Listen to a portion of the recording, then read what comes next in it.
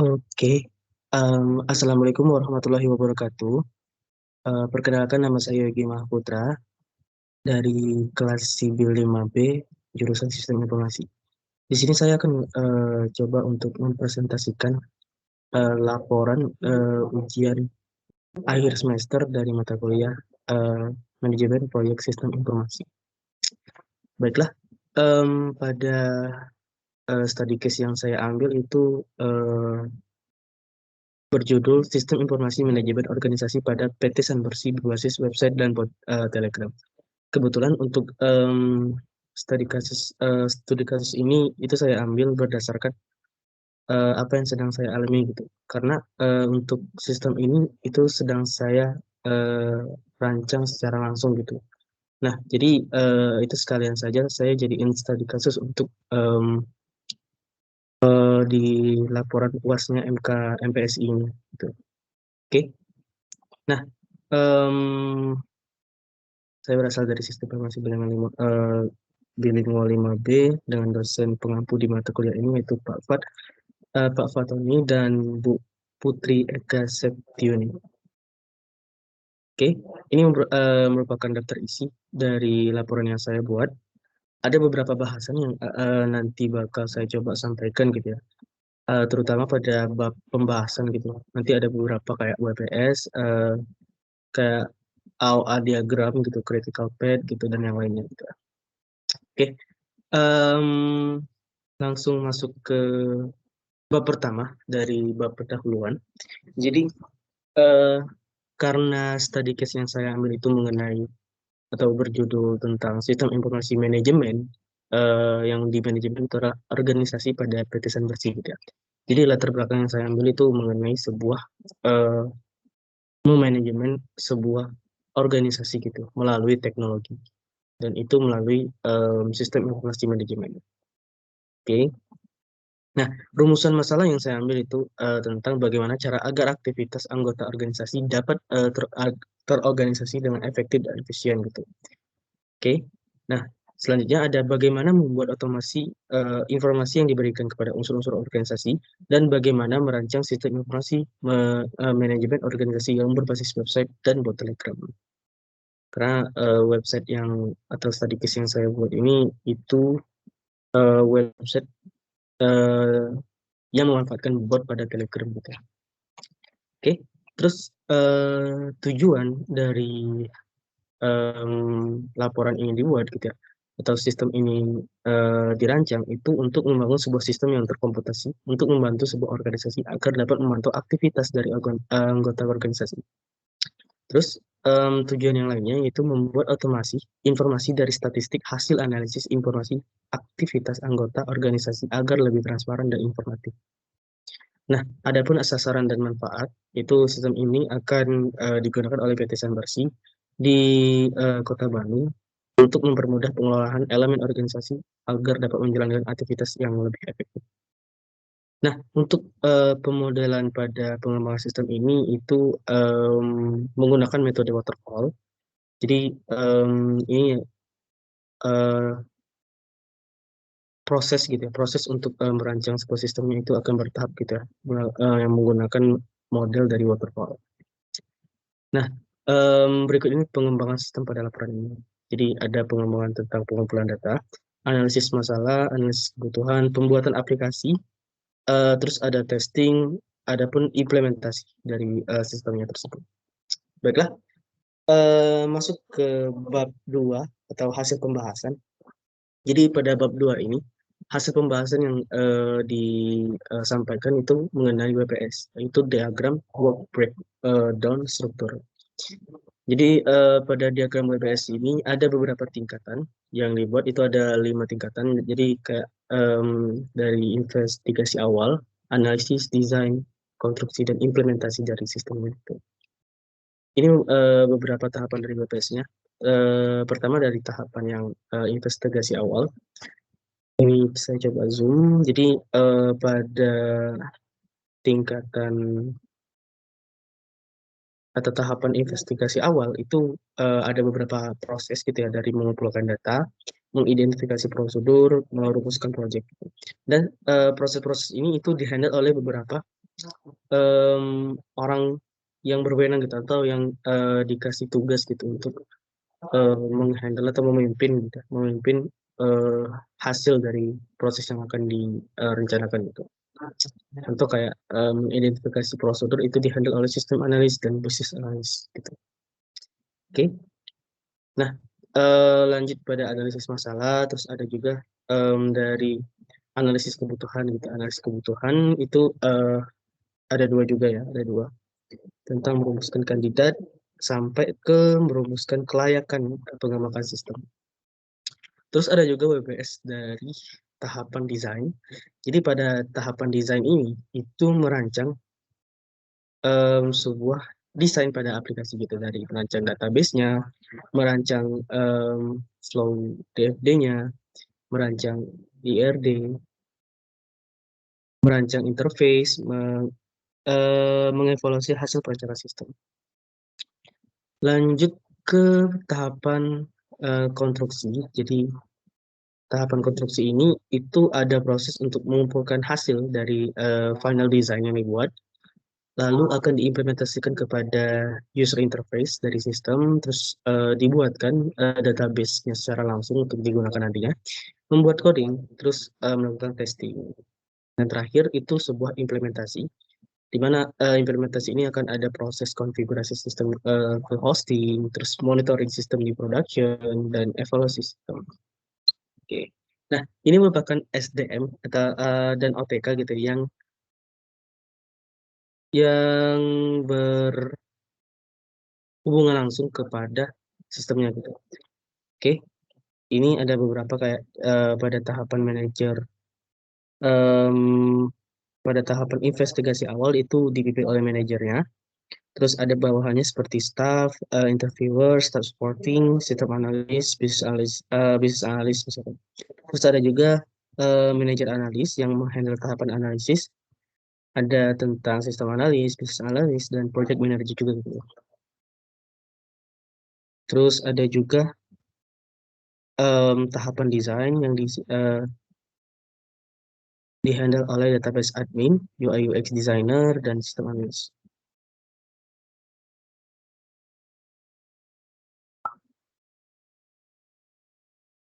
Terus ada tahapan konstruksi. Terus konstruksi ini ada beberapa proses kayak programmer yang menghandle-nya. Ada sistem tester, database admin. Terus ada juga untuk tahapan implementasi sistem, terdapat tenaga ahli, programmer, sistem analis, dan project manager dan lain-lain. Oke. Nah, lanjut pada konsep untuk penjadwalan pada sistem ini. Ini ada beberapa aktivitas yang sudah terjadwal gitu ya, yang sudah di label menggunakan kode gitu ya, kode untuk beberapa aktivitasnya gitu ya, menggunakan huruf gitu. Oke, di sini ada lumayan banyak, ada sampai huruf V gitu ya, huruf V.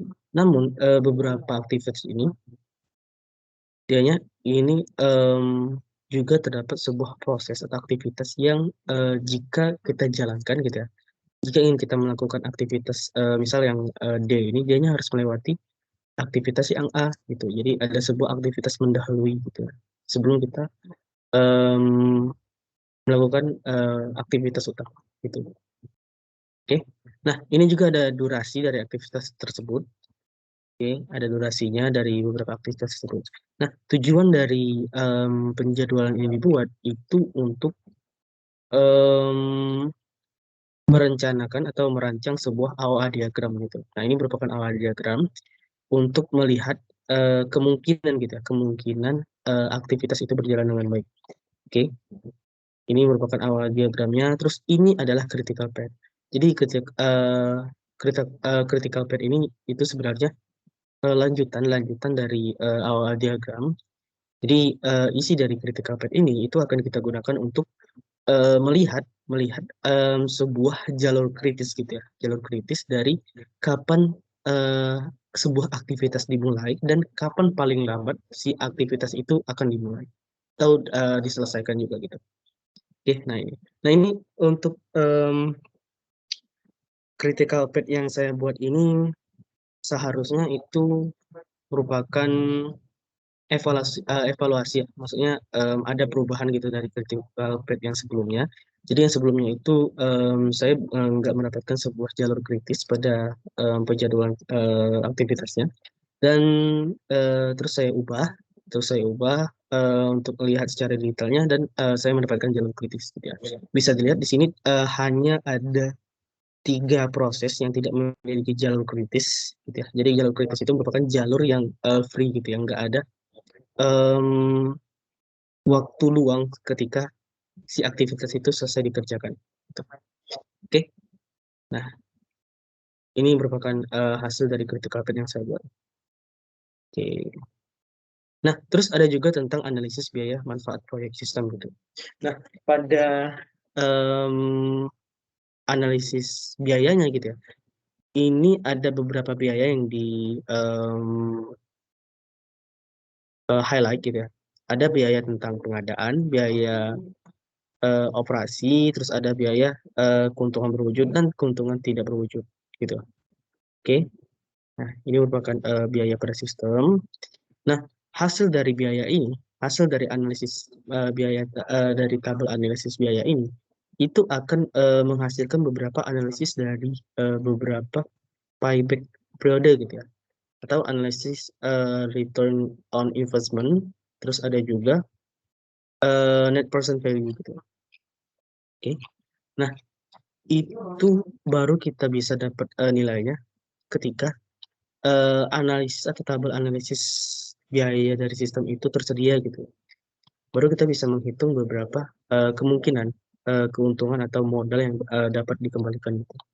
Contoh pada analisis payback period itu ketika kita hitung pada tahun ke-0 berjumlah 30 juta 37 juta 800 terus dikurangkan pada proses atau total dari perhitungan pada tahun pertama yaitu tentang 21 juta 750 dan hasilnya adalah 16 juta 050 gitu ya. Eh, sehingga pada periode tahun pertama gitu ya itu sudah mencapai titik impas atau break even point pada waktu 1 tahun yang berarti pada tahun kedua perusahaan sudah dapat mengembalikan keuntungan dari sistem tersebut. Sebab ketika dikurangkan pada proses tahun pertama itu masih bisa, tapi ketika kita kurangkan pada proses kedua, dianya udah nggak bisa lagi. Maksudnya udah minus gitu hasilnya. Jadi sebelum minus itu kita hentikan dan itu merupakan nilai dari PB periodenya. Berarti perusahaan ini bakal mendapatkan keuntungan atau mengambil keuntungan setelah 1 tahun sistem ini berjalan. Gitu. Terus ada juga return on investment. Ini akan menghitung dari total biaya gitu ya, total biaya dari perawatan pengadaan pada setiap tahunnya dan total biaya manfaat gitu dari tiap tahunnya. Terus dihitung akan menghasilkan 11,9%. Artinya bahwa sistem ini memberikan keuntungan tahun ketiga sebesar dari biaya pengembangan sistem ini layak digunakan bagi perusahaan. Terus ada NPV. NPV ini itu metode nilai bersih sekarang gitu. Nah, hasil dari NPV pertama itu adalah 43 juta 07 57 kosong rupiah. Nah, untuk ini proyek ini layak untuk dilaksanakan. Terus hasil dari NPV pertama tadi akan digunakan untuk menghitung IRR. Jadi IRR itu sebelum kita cari IRR kita harus cari dulu NPV 2 gitu ya. Oke, NPV 2 dengan 71 juta sekian. Nah, setelah kita mendapatkan nilai tersebut, kita akan gunakan dan kita mendapatkan nilai dari IRR-nya gitu sebesar 7,42%. Jika IRR-nya itu masih di atas 50%, oke, masih di atas 50%, 15% atau maksudnya per tahun di bawah target misalnya ini yakni 20%. Jadi di bawah 20%, proyek ini dapat diterima gitu. Karena IRR sekarang itu adalah 7,42%. gitu. Nah, ini merupakan term of reference dari sistem ini, sistem yang saya buat tentang manajemen organisasi. Ada terdapat latar belakang, tujuan, sasaran manfaat, ruang lingkup, dan ada penjadwalan kembali, gitu ya, dicantumkan sama seperti yang di atas. Terus ada kerangka berpikir. Jadi kerangka berpikir ini bagaimana em, penulis gitu ya, penulis merancang laporan yang dibuat gitu. Oke. Terus ada juga model pengembangan sistem yaitu menggunakan metode waterfall tadi. Ya. Ada analisis data, penelitian menggunakan kuantitatif dan kualitatif, gitu ya. Terus ada outline pelaporan, dari beberapa bab yang akan dibahas gitu ya pada laporannya gitu. Oke, terus ada desain user interface yang sudah saya rancang gitu ya. Ada tentang homepage. Ini merupakan homepage dan sistem yang saya buat.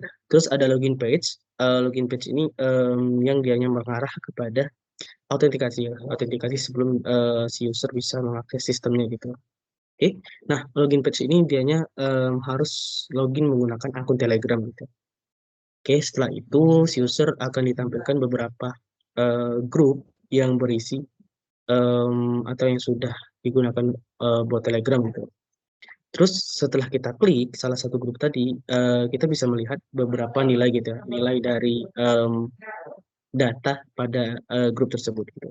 Terus ada dashboard analysis, informasi atau ya data yang didapatkan setelah botnya masuk ke grup gitu. Terus ada dashboard kirim pesan. Jadi dashboard kirim pesan ini di mana si user bisa mengirimkan sebuah pesan kepada grup Telegram. Terus ada dashboard data pesan. Jadi dashboard data pesan ini adalah list data pesan yang telah didapatkan oleh bot Telegram. Oke. Nah, yang terakhir itu bab penutup. Jadi bab penutup ini saya memberikan sebuah kesimpulan bahwa pada sistem informasi manajemen gitu ya, dianya sangat bermanfaat bagi para pemimpin gitu dalam suatu organisasi dan atau sebuah perusahaan untuk mengambil sebuah keputusan. Nah, karena sistem ini menampilkan sebuah informasi gitu ya, informasi dari data yang real pada perusahaan. Jadi manajer tingkat atas itu bakal lebih ini untuk mengambil sebuah keputusan itu lebih bijak gitu karena memiliki sebuah data yang pasti gitu. Oke, nah ini beberapa kutipan dari bukan kutipan sih tapi seperti poin-poin gitu ya, poin-poin yang bisa saya ambil ketika saya membuat laporan ini gitu. Sistem ini bukanlah sebuah komputer, ia merupakan pengembangan dari ilmu manajemen gitu ya. Benar karena ilmu manajemennya itu akan diimplementasikan pada sebuah teknologi gitu. Terus ada tentang ya kayak pengambilan keputusan dari manajer tingkat atas. Terus ada perubahan besar bagi aktivitas dari anggota organisasi. Terus ada juga sistem ini bakal menyajikan sebuah informasi yang berkualitas gitu. Oke, mungkin itu aja yang dapat saya sampaikan dari presentasi laporan UAS UAS punya saya gitu ya. Punya saya. Mungkin itu aja. Jadi jika ada salah kata atau kalimat, saya mohon maaf. Jadi saya akhiri. Wassalamualaikum warahmatullahi wabarakatuh.